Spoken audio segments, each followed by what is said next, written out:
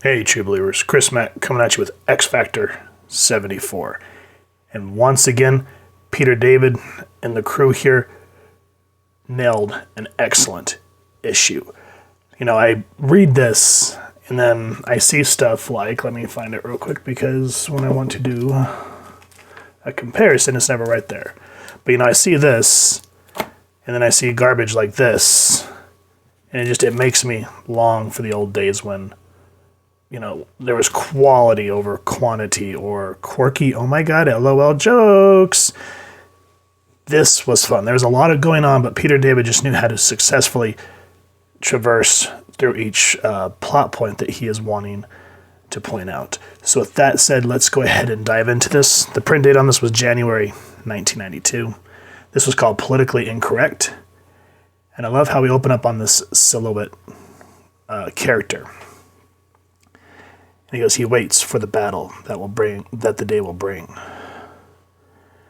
His greatest enemy, whom he has never met, is out there, slumbering, unaware that the next dawn will come up like thunder. His greatest enemy, the member of X Factor known as Strong Guy. And you're thinking, ooh, you got a little bit of chills because ooh, a battle's going to ensue. But what I like about Peter David is, he was able to throw some random humor in, but it never detracted or felt like a facepalm. It actually added to the story. And what I mean by that is, at first, you're thinking, who is this big hulkling here? And then you're like, wait a minute, that's not Strong Guy? And then you see this little hand, and it goes, bet you thought this was Strong Guy. Nice guess. And see, I miss when the creative team would make you feel like you were in on the joke and part of the team. And that just doesn't happen anymore. There was these new books, they just feel like there's this closed off gap. You don't feel like you are put in on the fun that Marvel and DC used to be. With that said, this is written by Peter David, pencils by Larry Stroman, inks by Al Milgram, excuse me, letters, Michael Heisler, coloring Glennis Oliver, and then repeated phone calls to Peter and Larry by Bob Harris, and editor-in-chiefing by Tom DeFalco. I just wish that Marvel would kind of get back to their roots and remember what made it so fun to be a comic book reader in the 80s and the 90s. And it's a lost art for sure.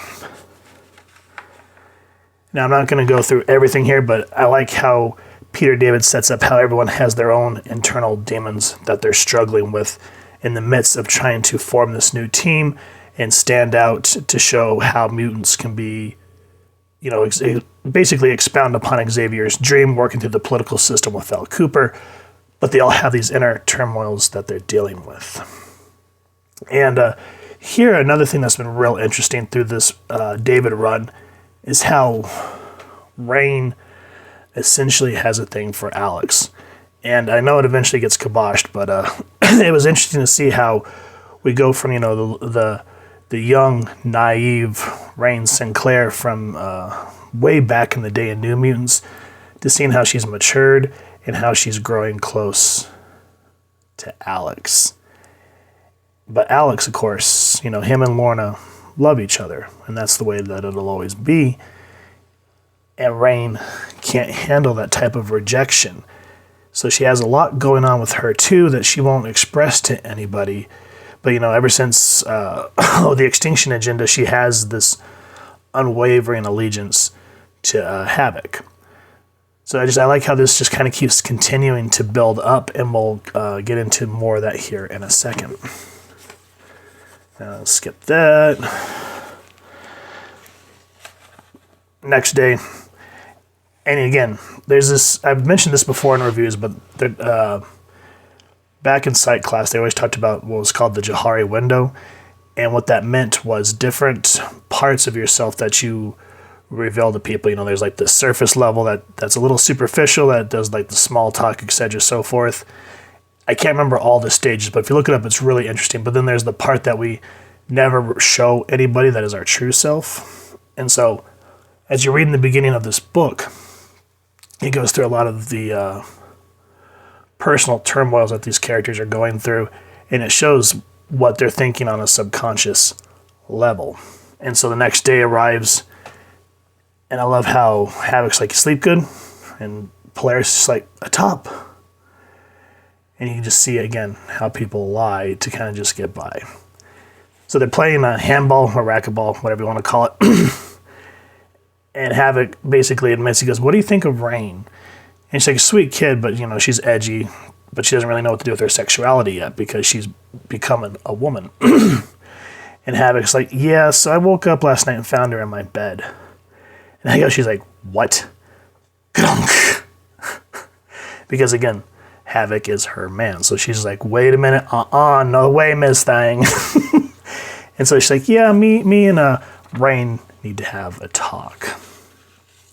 And while that's going on, we then kind of reveal our villain shrouded in silhouette. He goes by the name Ricochet. And spoiler, if you've not read this, again, I've had people say, "Why do you want to spoil an old book?"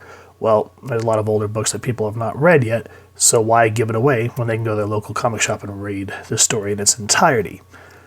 So with that said, if you don't want it spoiled, wait to go get the book, come back and check out the review, and you're back. What happens is we find out that this villain, who's called Ricochet, is working with none other than Mr. Sinister.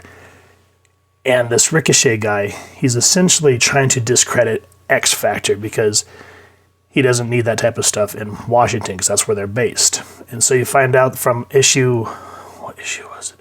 71, where Pedro's talking about every time he uses his speed powers, he feels like he's aging.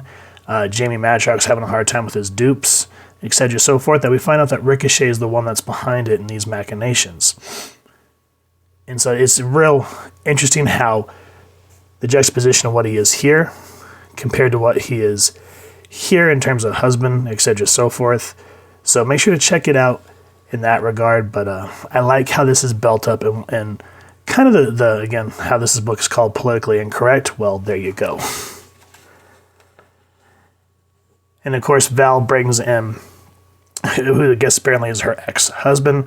He's a polygraph tester, and what they need to do is from the first half of this book, they can't figure out who the real Jamie Madrox is. So as we've seen so far, we have, in this book, the characters dealing with their own internal demons. We got Rain versus Lorna. We have Jamie basically against himself. And then we find out that Guido's kind of really beginning to doubt himself. And, you just notice these little subtle hints with Strong Guy that he's kind of feeling a little insecure. And Peter David, again, is just going through all these plots very masterfully. It doesn't feel sloppy. The art team is doing an amazing job. I love how this book differs from everything at the time where X-Force and X-Men kind of had more of that edgy, sharp feel, Lee-filled, Jim Lee, etc., so forth, doing the work.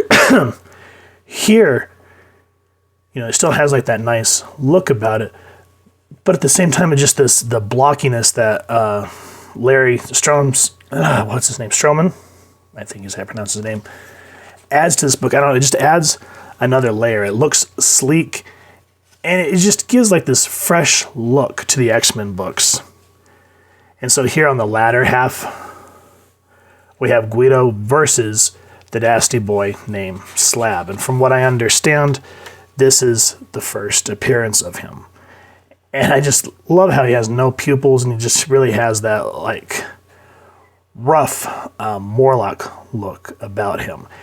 And the fight is just pure intensity. I'm not going to spoil it for you guys because I want you to go buy this X Factor run. But with Guido, there's a miscalculation during the battle. And you can guess which building this is. And I like how after all that, Guido basically says, I bet this isn't going to look good on the evening news. Because it seems like every time the X Factor tries to save the day, because of what Ricochet is doing behind the scenes, this team is having a hard time getting up off the ground and gaining traction. And that's what, the overall arc of when that actually happens is, to me, what really makes this book special, because we got this over arc of what's happening behind the scenes to this team, but also we have everything that's going on internally within the team and showing how that they're trying to come together as we're, X-Men. They've been together for years by this point. Same thing with the New Mutants, even though they reverted into X-Force and there are new members. They're all like a family. This team, they kind of know each other by name or reputation or worked once in a while, but they're essentially all, other than obviously Lorna and Havoc.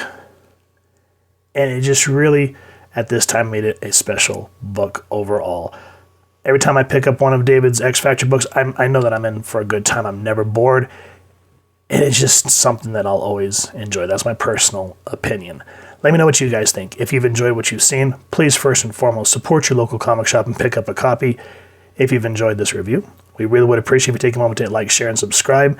And if you won't mind hitting that fancy little strong guy bell next to subscribe, that way we continue to upload content, you guys will get notified. Come to the channel, and we love hearing your thoughts and feedback down in the comments below or our social media pages, which I'll make sure to leave the links down in the description. So with all that said, I hope you all continue to have an absolutely amazing day reading, and happy hunting, true believers.